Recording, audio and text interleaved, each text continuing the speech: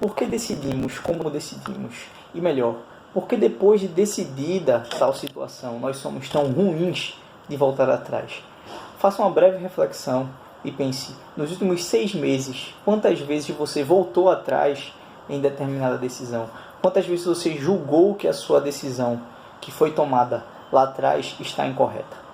Isso está inteiramente vinculado à estrutura processual penal. A estrutura processual, na verdade, como um todo. E o que eu vim discutir aqui com vocês hoje é um pouco sobre dissonância cognitiva. Vocês devem estar se perguntando, mas dissonância cognitiva, isso parece que tem a ver com psicologia. E tem muito mais a ver com a psicologia cognitiva do que com o direito processual em si. Porém, o advogado, ele precisa estar armado com outros argumentos, com outras ferramentas que estão para além do direito. Ser especialista no direito hoje é o mínimo que se exige de quem está à frente na atuação advocatícia. Você precisa saber muito de direito, mas saber muito, ou saber pelo menos de forma razoável, as outras coisas que envolvem aquele processo ou que envolvem o procedimento.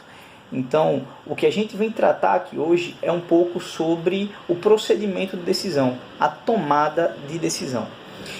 No histórico, nós podemos observar, em qualquer livro de direito processual vai tratar sobre isso, que o magistrado ele evoluiu em 3 passos para chegarmos até onde estamos hoje. O primeiro passo era o do livre convencimento. O magistrado ele poderia decidir conforme ele achava que deveria decidir, sem precisar fundamentar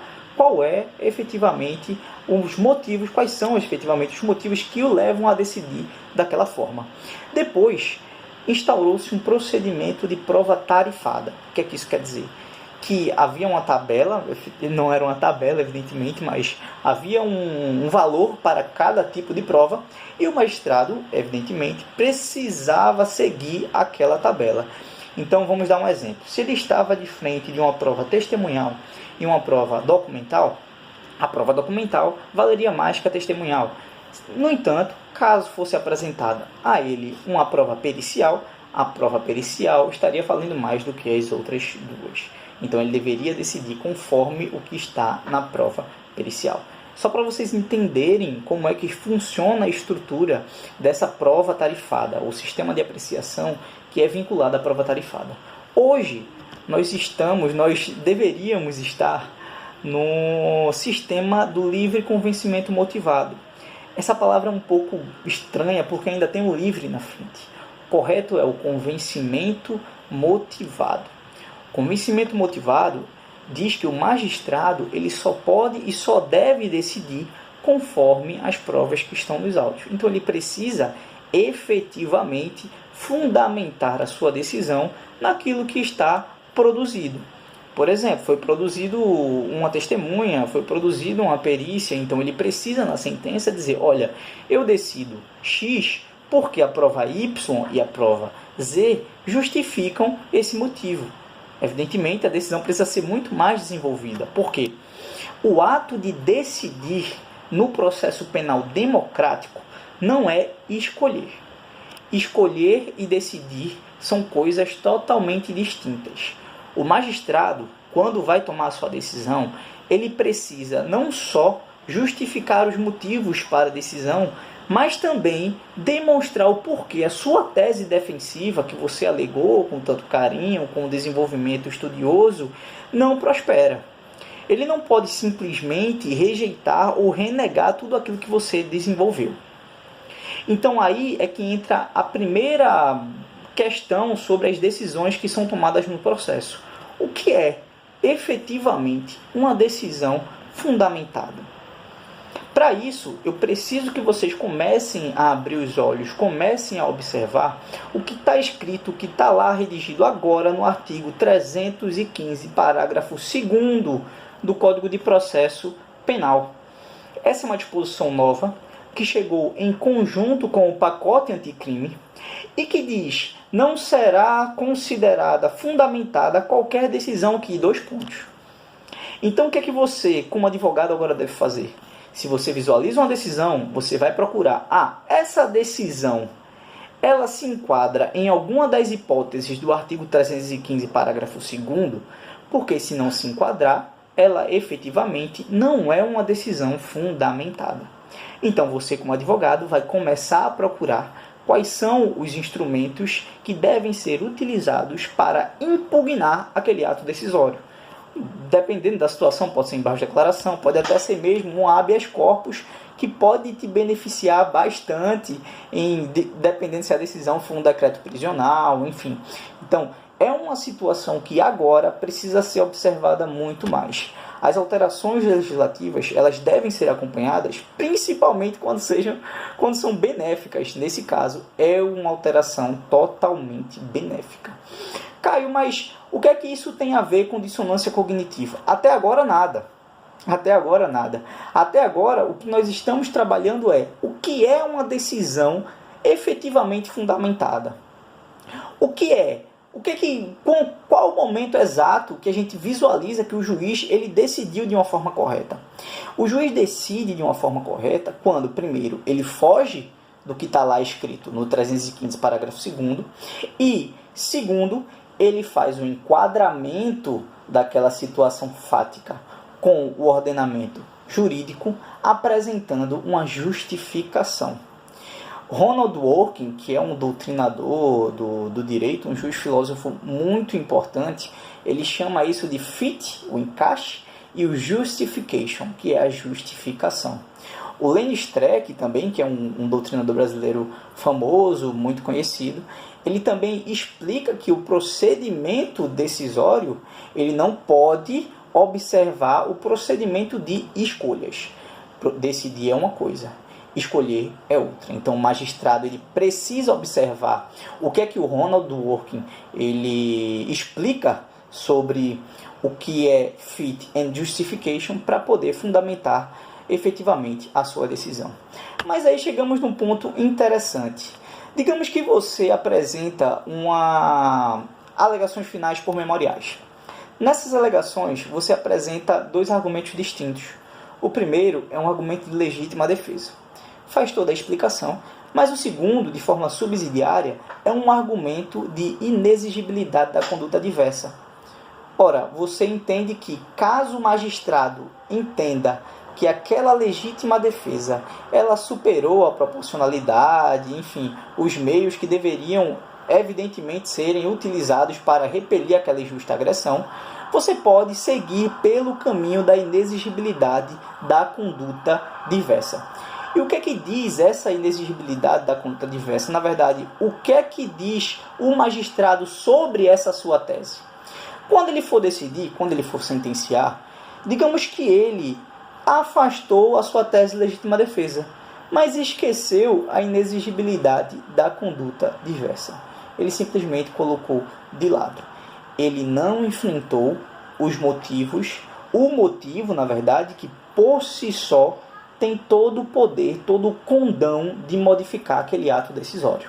Se ele não faz essa situação, se ele não faz esse enfrentamento, ele cai lá na regra do artigo 315, parágrafo 2º, e a decisão não é omissa, não é fundamentada, é uma decisão omissa. Mas qual é a importância disso na teoria da dissonância cognitiva? Vamos pensar numa situação importante. O magistrado atualmente porque o pacote anticrime, na sua totalidade, ainda não está valendo. Então a gente não tem ainda o juiz de garantias a todo vapor. E atualmente nós temos uma síndrome muito complicada no processo penal, que é chamada de síndrome dos autos continuados. E síndrome do juízo continuado também. Então aquele juiz lá atrás, que estava tratando do inquérito, que é um momento em que você, advogado, não tem a oportunidade de produzir o seu contraditório efetivamente, ele estava lá conduzindo, ele tomou uma percepção inicial, ele decidiu de forma unilateral no processo. Então, você não estava no momento em que ele decidiu sobre, por exemplo, uma prisão preventiva. Você não estava no momento em que houve uma decisão sobre uma prisão temporária. Todas essas questões, elas têm uma importância gigantesca no processo decisório, no processo penal. Por quê? Qual é a importância disso? Quando alguém toma alguma decisão, como a gente falou lá no início do texto, a dificuldade dessa pessoa voltar atrás na sua decisão é gigantesca. Porque existe uma coisa chamada coerência. Ninguém quer ser chamado de incoerente. As pessoas, elas tendem a gostar de serem chamadas de pessoas coerentes. Você vê até programas na TV e as pessoas comentando umas sobre as outras. Não, eu acho ela muito coerente, eu acho aquela determinada pessoa super coerente. A coerência é muito interessante. E a coerência é tão interessante para as pessoas, de um modo geral, que um juiz, quando toma uma decisão lá no início do processo, para reverter aquilo, a dificuldade é gigantesca. Gigantesca. E é aqui que eu entro sobre a dissonância cognitiva. Vamos explicar por um exemplo bem simples. Você acabou de comprar um carro. E na compra do carro, você estava em dúvida entre dois. A partir do momento em que você compra o carro A, vou chamar de carro AB, mas a partir do momento em que você compra o carro A, você não vai ficar pensando nas características que são melhores no carro B. Você simplesmente vai começar a argumentar para dizer, o carro A é muito melhor. O carro A, que eu acabei de comprar, ele é um carro que supera o carro B. Aquelas características do carro B que são melhores não chegam nem perto no conjunto de situações que o carro A me apresenta. Isso que você está fazendo é um movimento de consonância. É a justificação que você está dando à sua decisão.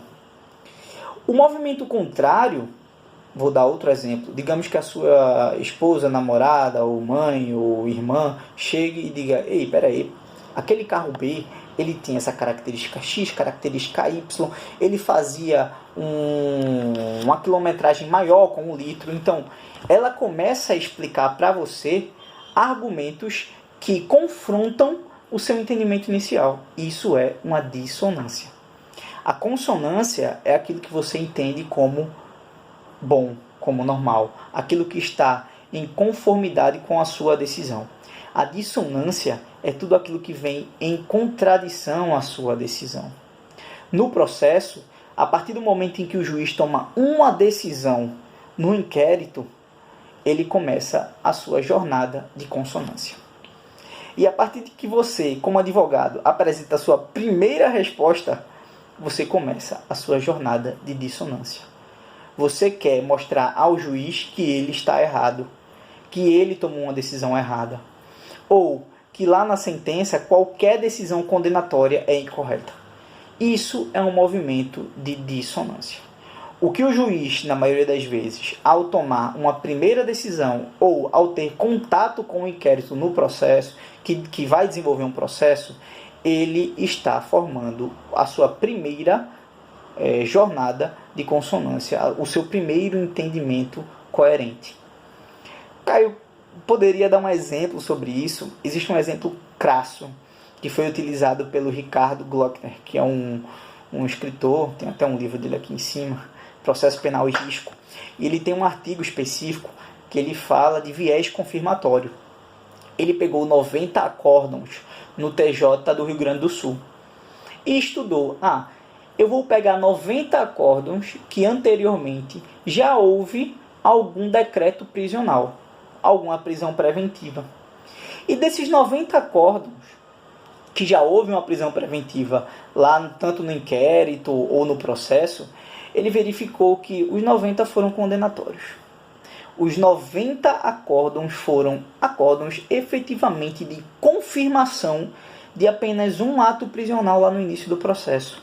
E muitas dessas decisões se utilizavam da prisão como fundamento probatório. Fundamento probatório. A prisão, a gente sabe que não é fundamento probatório, mas foi utilizada como fundamento probatório para confirmar aquela represália que fora decretada anteriormente. Isso é um movimento de consonância, é um movimento de coerência dos magistrados durante todo o processo. E você precisa entender isso como advogado, porque a partir do momento em que você recebe um processo e vai apresentar a resposta à acusação, tenha certeza que você já está começando perdendo, e perdendo muito feio. Porque o magistrado ali, ele já tomou previamente a sua decisão. Ele já tem um prejuízo, certo? Prejuízo do que vai ser destacado durante todo aquele procedimento penal. Então, o que é que você, como advogado, deve fazer? O que é que você precisa fazer para driblar essa consonância no processo? O que é que você precisa fazer para oferecer uma dissonância muito maior, a fim de fazer ele voltar atrás daquela decisão tomada lá no início do procedimento? Você efetivamente precisa ter atenção a algumas questões muito importantes. Aqui na Escola Criminal, a gente trabalhou com uma live com o professor Martorelli Dantas. O professor Martorelli, ele falou sobre narrativas. Ele disse: o processo é construído a partir de narrativas. O processo não é a verdade dos fatos, são narrativas. Então, o que é que o advogado precisa fazer? Construir uma boa narrativa. Você precisa construir uma boa narrativa. Se você constrói uma narrativa com furos, constrói uma narrativa em determinada peça, quando chegar na outra peça você modifica essa narrativa, a sua narrativa é incoerente. Se você quer causar no magistrado uma dissonância do que ele já foi, o que ele já tomou como decidido anteriormente, você precisa construir uma história, uma narrativa fundamentada, consonante e coerente dentro do processo. Para você quebrar a consonância anterior do magistrado, do julgador, você precisa apresentar uma dissonância muito boa. E a dissonância muito boa, ela só é acompanhada de uma boa narrativa. Outras questões que você pode se utilizar para quebrar a dissonância cognitiva, para quebrar a consonância cognitiva através da dissonância cognitiva no processo, é apresentar ao magistrado coisas que são da convicção dele. Vou dar exemplos. Você pode gostar muito de Aury Lopes, ele está aqui, eu adoro Aury Lopes. Porém, você chega num processo em que o magistrado não gosta de Aury Lopes. Nas suas peças você vai citar Aury Lopes? Não cite Aury Lopes. Pesquise qual é o doutrinador que o magistrado usa nas decisões dele e comece a usar o magistrado, o doutrinador dele. Eu gosto muito de usar as decisões do STJ nas peças. Mas o magistrado, eu observo que ele só usa as decisões do TJPE, ou do TJCE, ou do TJPB. Eu vou usar as do STJ, você vai usar as decisões do TJPE. Evidentemente, as do STJ são muito bem aceitas, sempre. Mas, no momento, as do TJPE são muito mais convidativas, já que elas são utilizadas pelo magistrado. É você jogar com as armas dele. E quando você joga com as armas dele, você está quebrando a consonância dele com uma dissonância que faz muito sentido para ele. Faz muito sentido para ele mudar de opinião baseada num doutrinador que ele gosta. Mudar de opinião com fundamento em uma jurisprudência que ele usa, que ele já usou. Por isso que é importante estudar as decisões anteriores do magistrado. A dissonância cognitiva, pessoal, é o movimento que uma pessoa ela recebe de outra sempre que existe um entendimento constituído sobre determinada matéria. É o exemplo do carro. Você tinha um entendimento constituído sobre o carro que comprou. Mas outras pessoas chegaram e começaram a apresentar argumentos para dizer que o outro carro que você deixou de comprar era um carro melhor. Aqueles argumentos são argumentos dissonantes. Eles batem na sua cabeça com uma dissonância. Então, a dissonância cognitiva é justamente esse movimento de incoerência que vai batendo na cabeça de alguém que já tomou uma decisão e quer se manter coerente durante todo o restante do processo. Nesse caso, aplicada ao processo penal, é justamente o magistrado que lá no início ele tomou uma decisão, um decreto prisional, ele teve contato com provas ou ilícitas, ou teve contato com testemunhos que não foram replicados no processo, e decide, certo? Se utilizando de questões que estão no processo, mas na verdade ele decide mesmo por tudo aquilo que ele viu anteriormente. Tá? Então, a questão da dissonância cognitiva, o primeiro passo para quebrá-la é apresentar uma boa narrativa dissonante, E nessa boa narrativa dissonante, acrescentar elementos que estejam, em consonância com o que o magistrado pensa. Doutrinadores que ele utiliza, decisões que ele utiliza, decisões que ele já tomou, cursos que ele já fez. Então, todas essas situações, no momento em que o advogado for apresentar qualquer defesa, qualquer peça, fazer alguma sustentação, ele precisa estar antenado a isso. Outra coisa que eu gostaria de chamar a atenção, pessoal, é que, infelizmente, ainda estamos com o juiz de garantia suspenso. Porém, após a entrada, a efetividade do juiz de garantias no processo, que eu acredito que vai acontecer, nós devemos ter um procedimento de dissonância muito melhor. Os magistrados, eles não vão mais receber o processo depois de terem contato com o inquérito, com decisões tomadas pelo primeiro juízo. Eles não vão receber mais a denúncia. Então, os magistrados que vão julgar o processo serão magistrados que vão receber aquele processo com a cognição, com a cabeça limpa.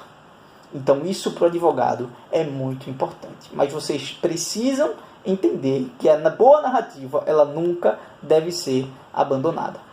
Eu vou deixar algumas sugestões de leitura para entender melhor sobre a dissonância cognitiva. Não é algo simples. A psicologia cognitiva que os autores se utilizam para explicar processo decisório é um pouco complicado, mas você vai lendo um pouco e começa a adotar isso nas suas peças. Você começa a adotar e vai notar, com essa adoção, que os seus resultados vão melhorar. Estamos aqui para melhorar a sua competitividade. E para melhorar a competitividade, efetivamente, nós precisamos estudar mais e estudar aquilo que implica diretamente no que importa no processo, que é a decisão final, a decisão de mérito. As sugestões de leitura são o livro sobre a dissonância cognitiva, que é do Leon Festinger, o doutrinador que fala sobre isso. E eu também colocaria aqui um livro de Ruiz Ritter. Esse livro ele foi um escrito no mestrado de Ruiz Ritter. Se vocês pesquisarem imparcialidade e dissonância cognitiva no Google, Ruiz Ritter, Ruiz R-U-I-Z, Ritter R-I-T-T-E-R, vocês vão encontrar lá a dissertação dele, enfim. Vai estar bem interessante e gratuito para vocês lerem, tá? Se quiserem comprar o livro, podem comprar. Imparcialidade e dissonância cognitiva, Ruiz Ritter. Outra coisa que eu gostaria de indicar para vocês é o livro de Alexandre de Moraes, que é o Guia do Processo Penal conforme a Teoria dos Jogos. Ele fala muito sobre dissonância cognitiva e fala também sobre sistemas decisórios que são discutidos por Daniel Kahneman, que é o sistema S1, uma decisão mais rápida, e o S2, que é a decisão trabalhada. Então é até um livro que eu deixo também recomendado, que é o livro Duas Formas de Pensar, Rápido e Devagar, Daniel Kahneman. Esse cara foi Nobel em Economia e ele sabe muito sobre psicologia cognitiva. Então, pessoal, eu espero que tenha sido bem interessante essa mini discussão que a gente teve aqui. Isso resulta de uma live que fizemos. Infelizmente a live não ficou gravada, mas a partir daqui vocês tiram questões que são importantes para serem estudadas e desenvolvidas e utilizadas no seu dia a dia na advocacia. Obrigado e até mais.